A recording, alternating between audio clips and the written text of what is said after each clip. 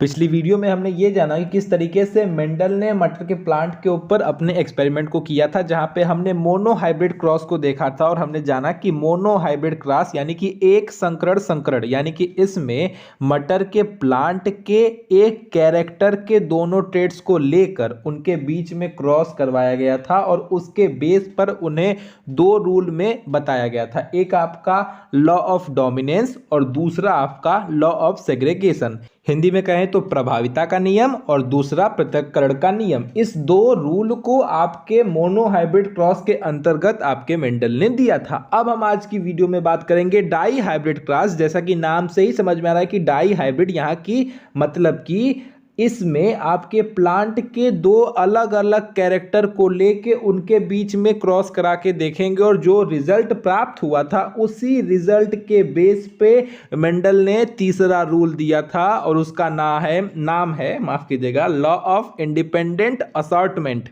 यानी कि स्वतंत्र अपव्यूहन का नियम। अब आज की वीडियो में हम उसी को देखेंगे। उससे पहले हम एक बार फिर से आपको मोनो हाइब्रिड क्रॉस आपको अच्छे से समझा देते हैं, ध्यान से समझ लीजिएगा। बहुत सिंपल है, अभी हम बताते हैं कैसे।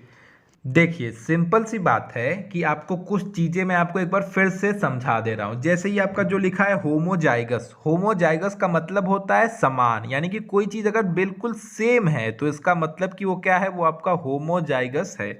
जैसे कि मान लीजिए ये आपका टी टी क्या है, ये दोनों कैपिटल है, तो ऐसे में ये चीज होमोजाइगस हो जाएगी। होमोजाइगस का मतलब होता है समयुग्मजी, ठीक है, समयुग्मनजी ऐसा कुछ नाम होता है, मतलब समान लेटर होने चाहिए। जो भी कैरेक्टर हो उनके दोनों, जो भी जिस भी लेटर से आप शो कर रहे हैं वो दोनों समान होने चाहिए। और यहाँ पे भी देख लीजिए, ये भी आपका होमोजाइगस है, और इसमें भले क्या से वो स्मॉल है लेकिन दोनों सेम है ना, तो इसीलिए होमोजाइगस को अगर सिंपली कहा जाए तो हम कह सकते हैं शुद्ध, ठीक है। प्योर प्लांट जो हो, चाहे वो प्योर डॉर्फ हो और चाहे वो प्योर टॉल हो, चाहे वो शुद्ध लंबा हो और या वो शुद्ध बौना हो। अब बात करते हैं कि हेट्रोजाइगस क्या है। तो देखिए, हेट्रोजाइगस का मतलब होता है, आप ऐसे समझिए कि अशुद्ध हो, यानी कि प्योर न हो, यानी कि उसमें एक कैरेक्टर कुछ का हो, मतलब एक जीन कुछ के हो और एक जीन कुछ के हो। जैसे ये लंबेपन का जीन है और ये छोटेपन का या डॉर्फनेस का जीन है, ठीक है। यानी कि अगर कोई ऐसा गैमीट है जो पूरी तरीके से प्योर नहीं है, मतलब गैमीट नहीं, कोई ऐसा पेरेंट है जो पूरी तरीके से प्योर नहीं है, वो अशुद्ध है, वो आपका क्या कहलाएगा, हेट्रोजाइगस। या इसे ऐसे भी कह सकते हैं कि अगर ये दोनों जो आपस में हैं वो अपोजिट हो, यानी कि एक कैपिटल हो एक स्मॉल हो, या एक स्मॉल हो एक कैपिटल हो, तो ऐसी कंडीशन में वो प्लांट क्या हो जाएगा, हेट्रोजाइगस प्लांट कहलाएगा। बात समझ में आ गई। सिंपल सा अगर होमोजाइगस और हेट्रोजाइगस को अगर सिंपली समझना है तो होमोजाइगस मतलब समान, मतलब सेम, और हेट्रोजाइगस मतलब असमान, यानी कि उसमें अलग अलग होगा। सिर्फ दो वर्ड में आप समझ सकते हैं, होमोजाइगस समान, हेट्रोजाइगस असमान या विषम कह लीजिए, मतलब अलग अलग होगा। आपको जो भी वर्ड बनाना है आप बना लीजिए। चलिए अब बात करते हैं हम इनके रूल की, मतलब मेंडल ने जो एक्सपेरिमेंट किया था उस एक्सपेरिमेंट की बात करते हैं। तो मेंडल ने वो जो आपको 7 जो लक्षण दिए गए थे, कैरेक्टर दिए गए थे, वहां से उन्होंने पौधे की हाइट वाले कैरेक्टर को लिया, और आपको पता है कि हर कैरेक्टर के दो ट्रेट्स हैं, एक आपका डोमिनेंट ट्रेट है और एक आपका रिसेसिव ट्रेट है। एक आपका प्रभावी लक्षण है, एक आपका अप्रभावी लक्षण है।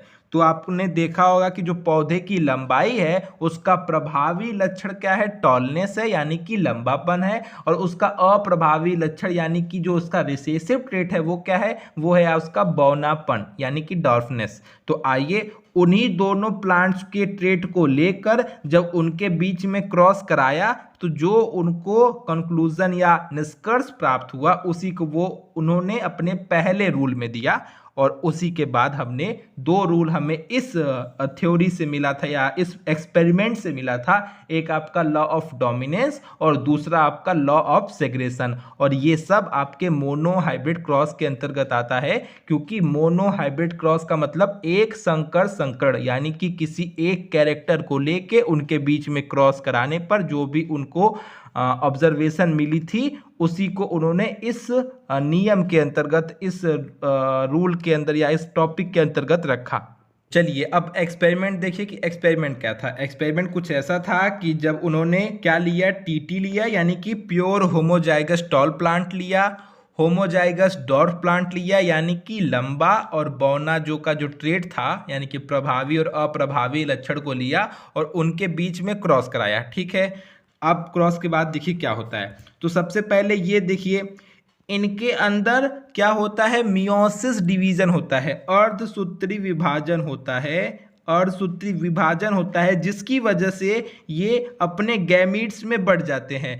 जैसे आपको याद होगा इंसानों में होता है तो गुणसूत्र, जहाँ आपको पता है कि हर किसी में 46 होता है, लेकिन जब उनमें से गैमीट्स बनता है तो वो 23 के फॉर्म में टूट जाता है यानी कि 23 और 23 में टूट जाता है। और ऐसे ही मम्मी में भी 23 और 23 में टूट जाता है। और क्या होता है, 23 यहाँ से आता है और 23 यहाँ से आता है। इसी वजह से जो इंसान के बच्चे होते हैं उनमें, मतलब किसी के भी बच्चे होते हैं तो उनमें बराबर गुणसूत्र आता है और यहाँ से मिलकर फिर 46 हो जाता है। इसी वजह से किसी भी संतान या ऑफस्प्रिंग के अंदर माता और पिता दोनों के गुण देखने को मिलते हैं। और सुनिए, जो आपका लॉ ऑफ सेग्रेशन था वो इसी के ऊपर भी कहा गया है कि साथ साथ रहने के बाद भी जो गैमीट्स हैं, ये जो गैमीट्स हैं इनकी प्योरिटी बनी रहती है, इनकी प्योरिटी खोती नहीं है। और इसी चीज़ को आपको पिछली वीडियो में देखा होगा, लास्ट में कहा गया था कि इसी को law of purity of gametes कहते हैं, या यानी कि गैमीट्स की प्योरिटी का लॉ कहते हैं, रूल कहते हैं। तो यही चीज़ है कि साथ साथ रहने के बाद भी जो इनके गैमीट्स हैं वो आपस में मिक्स नहीं होते हैं, उनमें बाद में सेग्रेशन हो जाता है, अलगाव हो जाता है, पृथक्करण हो जाता है। यही चीज़ सिंपल सी है। तो अगर आप इतनी सारी चीज़ें नहीं समझना चाहते हैं तो आप इसे जरा सा रट्टा मार लेती है, मतलब रट्टा मार सकते हैं। तो सिंपल सा मार लीजिए, क्या करना है। अब ये टी आपका सेपरेट हुआ तो सिंपली आप ऐसे समझ लीजिए कि हम अपने सुविधा के लिए ऐसे लिख लिए। अगर आप बहुत ज़्यादा याद करना नहीं चाहते तो आप ऐसे समझ लीजिए कि हमको यहाँ से ऐसे मिक्स करने में दिक्कत होगा, इस वजह से हमने अपने सुविधा के लिए ऐसे लिख लिया। ठीक, वैसे ही इसको भी लिख लिया। और ये क्या है आपके, ये आपके गैमीट्स हैं। ये क्या थे आपके, ये आपके पेरेंट्स थे। ठीक है, आप इनमें से इसको मेल मान लीजिए और इसको फीमेल मान लीजिए, किसी को भी मेल किसी को फीमेल मान लीजिए। वैसे आपको इसको मेल मान लीजिए और इसको फीमेल, क्योंकि प्लांट्स में कौन मेल है कौन फीमेल वो आपको थोड़ी नहीं पता है। तो नॉर्मली आप इसको मेल और इसको फीमेल मान लीजिए। और जब इनके बीच में क्रॉस कराया गया तो देखिए क्रॉस कैसे हुआ। तो जो आपका ये पहला गैमीट है, ठीक है, वो आया और वो पहले इस फीमेल गैमेट के साथ क्रॉस किया तो आपका बना क्या, कैपिटल टी स्मॉल टी। फिर वैसे ही ये आया और इस फीमेल गैमेट के साथ किया तो आपका बना कैपिटल टी स्मॉल टी। फिर ये आया, फिर यहाँ किया, फिर बना कैपिटल टी स्मॉल टी, और ये आया यहाँ किया और इसी तरीके से फिर से बना कैपिटल टी स्मॉल टी। यानी कि सिंपल सा कहना ये है कि F1 जनरेशन जो हमें प्राप्त हुआ उस F1 जनरेशन में सारे के सारे प्लांट टॉल प्रोवाइड हुए, सारे के सारे प्लांट लंबे प्रोवाइड हुए। अब कहेंगे क्यों लंबे, ये इसमें तो छोटा वाला भी है, आ सकता है डाउट। तो देखिए मेंडल का ये भी कहना था कि जो आपका डोमिनेंट ट्रेट होता है, हमेशा अगर किसी कहते हैं पेरेंट में दोनों जीन हैं, लंबेपन का भी जीन है और शॉर्टनेस या डॉर्फनेस का भी जीन है, तो जो आपका प्रभावी लक्षण है वही अपना ट्रेट शो करेगा, जो आपका अप्रभावी लक्षण है वो छिप जाएगा। बात समझ में आ गई, सिंपल सी बात है। जो आपका अगर कोई ऐसा पेरेंट है उसमें जो प्रभावी लक्षण होगा वही दिखाई देगा, जो अप्रभावी लक्षण होगा वो छिप जाएगा। यही सिंपल सी बात है और यही इनका प्रभाविता का नियम है, यानी कि लॉ ऑफ डोमिनेंस है। इसी के बेस पे उन्होंने लॉ ऑफ डोमिनेंस दिया था, वो भी यहीं पर सुन लीजिए। देखिए जो आपका ये लॉ ऑफ डोमिनेंस है, आपको इसको याद करने की बिल्कुल जरूरत नहीं है, आप समझ जाएंगे तो हर चीज़ देख के बोल सकते हैं। तो देखिए जब दो अपोजिट, ठीक है, अपोजिट ट्रेट वाले प्लांट के बीच में क्रॉस करवाया जाता है तो उनकी ऑफ स्प्रिंग में, ये क्या है, ये उनकी संतानें हैं, तो उनकी ऑफ स्प्रिंग में से इन ट्रेड्स में से, इन दोनों ट्रेड्स में से कोई एक ट्रेट ही शो होता है, कोई एक ट्रेट ही शो होता है और दूसरा ट्रेट छिप जाता है। जो ट्रेट शो होता है वही आपका डोमिनेंट होता है और जो आपका छिप जाता है वो आपका रिसेसिव होता है। यानी कि सिंपल सा कहना ये है कि जो आपका प्रभावी लक्षण होता है वही आपका दिखता है, जो आपका अप्रभावी लक्षण है वो आपका छिप जाता है। इतनी सिंपल सी बात है। यही चीज मेंडल ने अपने लॉ ऑफ डोमिनेंस में कही है और उसी चीज को फिर इस एग्जाम्पल के थ्रू समझाया गया है, जो मैंने आपको पिछली वीडियो में एग्जाम्पल के तौर पे लिख के दिया था कि जब प्योर होमोजाइगस टॉल प्लांट और प्योर होमोजाइगस डॉर्फ प्लांट को लेके उनके बीच में क्रॉस करवाया जाता है तो F1 जनरेशन में सभी के सभी प्लांट टाल प्रोवाइड होते हैं, सिर्फ और सिर्फ डोमिनेंस ट्रेट ही शो होता है, रिसेसिव ट्रेट छिप जाता है। बस सिंपल सी बात थी, यही कहना है। हाँ, ये ध्यान दीजिएगा कि ये जो आपके सारे प्लांट प्राप्त हुए हैं ये प्योर टॉल नहीं है। प्योर टॉल होते हैं तो क्या होता, प्योर टॉल होते हैं तो ये दोनों कैपिटल टी होते, प्योर टॉल नहीं है, ये आपके हाइब्रिड टॉल हैं। कैसे टॉल हैं, हाइब्रिड टॉल।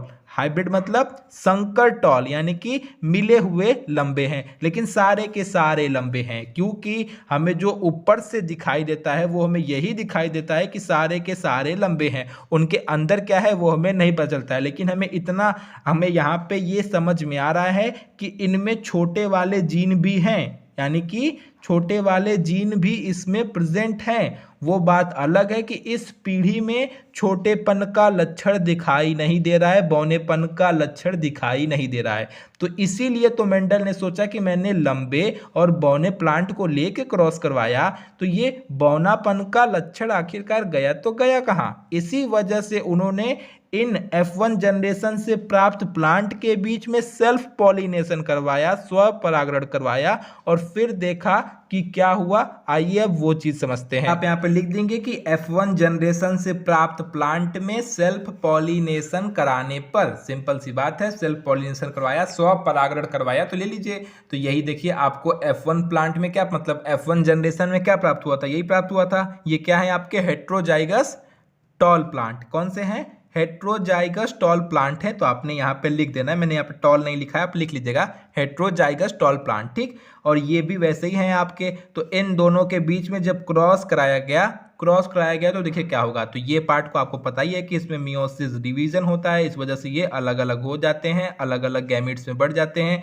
ये आपका पेरेंट था ही, ये आपको पता ही है, गैमिट से कुछ बताने की जरूरत है नहीं। अब इनके बीच में ऐसे ही क्रॉस हो जाएगा। देख लीजिए ये आपका मिला इस फीमेल के साथ तो ये बना, फिर ये मिला, यहाँ से ये बना, फिर ये आया, यहाँ मिला, ये बना, और फिर ये आया, यहाँ मिला और ये बना। जैसे ही मेंडल ने ये देखा होगा ना तो उनके दिल को एकदम खुशी मिल गई होगी कि इस पीढ़ी में बौनेपन का देखिए यहाँ पर आकर लक्षण दिख गया, ठीक। अब देखिए क्या क्या बना था इस पीढ़ी में। तो जो F2 जनरेशन आई उस F2 जनरेशन में मेंडल को डॉर्फनेस के लक्षण मिल गए, ट्रेट मिल गया। अब देखिए इस पीढ़ी में हमें क्या क्या प्राप्त हुआ था। तो इस पीढ़ी में अगर ऊपर बात करें, जो चीज हमको बाहर से दिखाई देती है उसको हम कहते हैं फिनोटाइप, और जो चीज जीन में होती है जो हमको दिखाई नहीं दे सकती है, जो जीनोटाइप है, ऐसे समझिए।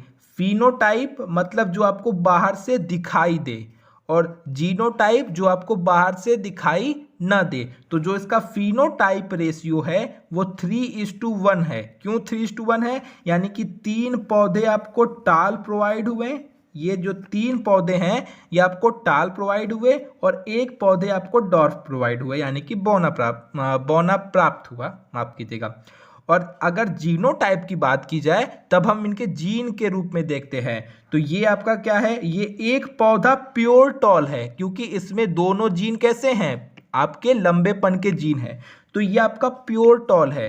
ये आपका हाइब्रिड टॉल है, यानी कि संकर टॉल है, यानी कि मिला हुआ टॉल है, यानी कि इसमें एक जीन आपके टॉलनेस के हैं, एक आपके डॉर्फनेस के हैं, वैसे ही इसमें भी।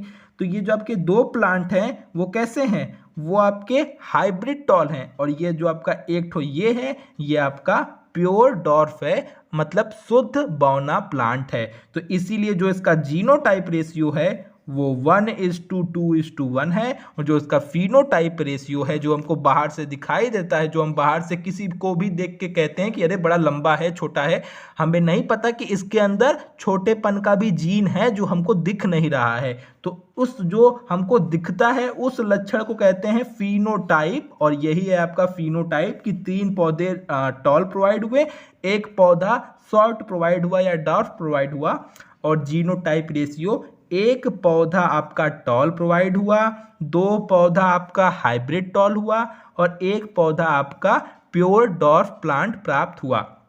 अब इसी चीज को आप परसेंटेज में भी लिख सकते हैं कि 25%, ये दो मिला के हो जाएंगे 50%, और ये हो जाएगा आपका 25%। बात समझ में आई कैसे? क्योंकि मान लीजिए 100 है और 100 को आपको 4 से डिवाइड करना है, तो क्या आएगा, हर किसी के हिस्से 25% आएगा। तो 25% प्योर टॉल, 50% हाइब्रिड टॉल और 25% प्योर डॉर्फ प्लांट प्राप्त हुए, यही इनका कहना है। अब मैं आपको बता देता हूं यहीं पर लॉ ऑफ सेग्रेशन का रूल भी, वो भी सुन लीजिए। तो जो इसका एग्जाम्पल है, जो आप लॉ ऑफ सेग्रेशन में जो एग्जाम्पल देंगे वो यहाँ पर इस एग्जाम्पल के थ्रू दिखाएंगे वहाँ पर, कि जब F1 जनरेशन से प्राप्त हेटेरोजाइगस प्लांट को लेके उनके बीच में सेल्फ पॉलिनेशन करवाया गया, तो जो भी सेकंड जनरेशन में प्लांट प्राप्त हुए वो आपके टॉल और डॉर्फ यानी कि लंबे और बौने दोनों प्लांट प्राप्त हुए। इसका मतलब कि जो आपका लंबापन है और जो आपका बौनापन है वो एक रेशियो में डिवाइड हो गया था। कौन से रेशियो में? 3:1 के रेशियो में। क्या है ये इसका फिनोटाइप रेशियो है। इस फिनोटाइप रेशियो में ये डिवाइड हो गए थे। 3:1 के रेशियो में टॉल एंड शॉर्ट प्लांट प्राप्त हुए, 3 आपके लंबे, 1 आपका बौना प्लांट प्राप्त हुआ। या इसे ऐसे कर सकते हैं कि इनका जो जीनोटाइप रेशियो हमें प्राप्त हुआ वो 1:2:1 का प्राप्त होता है। या इसे ऐसे भी कह सकते हैं कि 25% pure tall plant, 50% hybrid tall plant और 25% आपका क्या कहते हैं डॉर्फ प्लांट प्राप्त हुआ। यही सिंपल सी बात है, मैंने आपको सब बता दिया। मैं सोच रहा हूँ क्या ही आज आपको ये लॉ ऑफ इंडिपेंडेंट असॉर्टमेंट बताऊँ, इसको मैं अगली वीडियो में ही बताऊँगा। माफ़ कीजिएगा, मैंने स्टार्टिंग में बोल दिया था कि आज ही बता दूँगा, तो अब मैं इसको अगली वीडियो में बताऊंगा, क्योंकि वो भी एक अच्छा रूल है, उसको समझाने में भी टाइम लगेगा। तो बस आज के लिए इतना ही, मिलते हैं अगली वीडियो में। Tata bye bye.